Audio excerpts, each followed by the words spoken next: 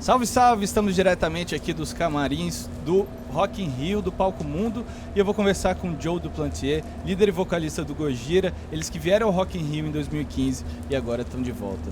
So, Joe, welcome back to Brazil. Since the last time you guys played in Rock in Rio, you released two great records, Magma and Fortitude, and I really like especially the last one, because for me it's a blend of everything that makes Gojira great. So, what can you tell us about this last album and how it compares for you to the previous Gojira albums?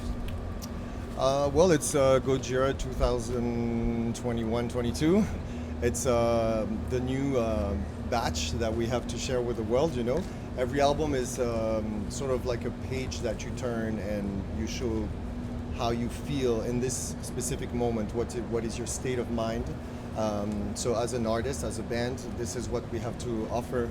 And it's hard for me to judge or to take some distance, you know.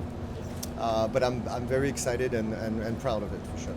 Eu perguntei a ele sobre o Fortitude, o álbum mais recente deles, que saiu no ano passado, e ele falou que é assim que o Gojira soa em 2021, 2022, e ele tem dificuldade de comparar com outros álbuns, né? É um lançamento recente, mas ele está bem orgulhoso do lançamento que eles fizeram.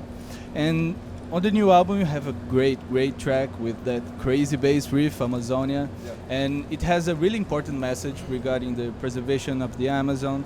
And what inspired you to write that track? And I know that you've been in Brazil last year with the indigenous people, so what inspired you to write that?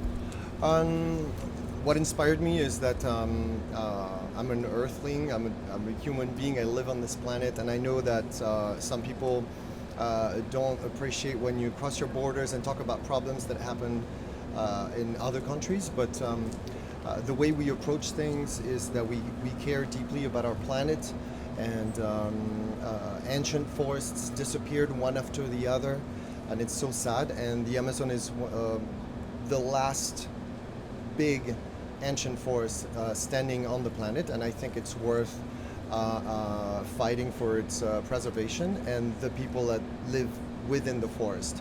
It first started from an environmental standpoint, and seeing all the fires that happened was 2 years ago, and it's still going. And then it led us to discover another world and another dimension with all the indigenous communities living in this forest. So we were very, very fortunate to meet these people and to feel closer. So it sort of became more personal. Eu perguntei para ele sobre a Amazônia, uma faixa que está no último álbum, e que ele disse que a preocupação dele enquanto ser humano, né, que se preocupa com o meio ambiente, ao ver os incêndios que rolaram na Amazônia em 2019, que a destruição que vem acontecendo desde então ele se inspirou a fazer essa faixa, e também ao conhecer também os povos originários aqui do Brasil. And you guys are playing right after Sepultura, one of the world's greatest bands, and I know it's been a huge influence for you. Do you remember the first time you listened to Sepultura and what they made you feel? I do remember the first time I heard Sepultura, and it blew my mind, literally. Not literally, actually, but I was blown away. And we were in a time in our development as people, you know, in our teenage years, where this sound fueled something in us and inspired us to start what we're doing today. And I discovered, the first album I discovered was the album Arise, that is very death metal. And then what they did after that, the Chaos AD and the Roots album, redefined metal, really. So I think they're a very, very important band in the history of metal. Eu perguntei a ele sobre o Sepultura, que é uma banda muito influente, inclusive no som do Gojira. Ele falou que conheceu o Sepultura quando eles lançaram o Arise em 91, era um som mais pesado, e acompanhou a evolução da banda, e isso também moldou, influenciou toda a construção dele e a música pesada como um todo. And the last question, you guys have been celebrating 10 years since the release of L'Enfant Sauvage, sorry for my French. That was great. And it was an album that really changed things for you, like put Gojira on the map for many, many people.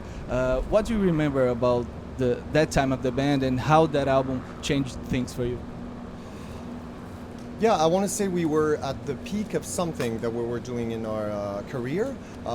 We made the intense and complex music that we were playing from the beginning more solid, and at the same time we started to introduce more melodies and more experimentation maybe in the sound.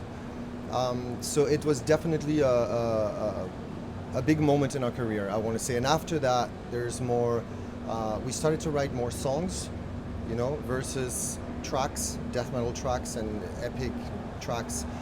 We sort of started to have more like a song format to our tracks.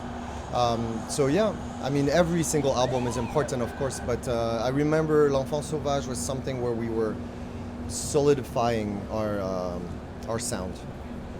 E eu perguntei para ele sobre os 10 anos do L'Enfant Sauvage, que é um álbum muito importante na trajetória do Gojira, e ele falou que desde o sucesso desse álbum, isso mudou a forma deles de compor, de criar, então é um álbum muito importante na trajetória deles. And Gojira has many sides. You guys have a heavier side, a fast side. What are you going to see on stage tonight?